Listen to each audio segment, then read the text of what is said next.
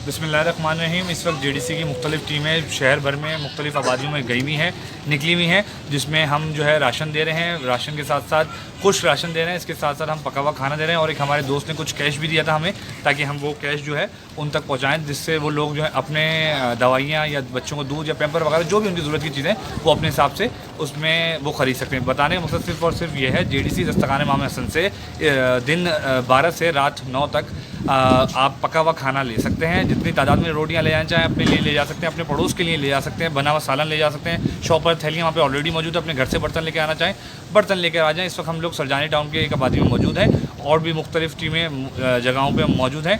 आप लोगों से गुजारिश ये है कि इस वक्त जेडीसी का जो है वो मुख्तलिफ़ शहरों में भी हमारे इसी तरह के सेंटर्स कायम हैं, जो कि हुकूमत के बनाए करता है, और वहाँ पे जेडीसी जो है ये सेंटर्स में चीज़ें प्रोवाइड कर रही है। गुजारिश सिर्फ़ और सिर्फ ये गुजारिश है कि मेरे भाई, मेरे दोस्तों, जेडीसी के साथ साथ आप लोग खुद की भी ज़िम्मेदारी बनती है। मुश्किल वक्त है कौम पे, आप जानते हैं रोज़ाना के रोज़ाना जो डेली वेजेस पे काम लोग करते हैं उनके लिए बड़ा मुश्किल टाइम होगा।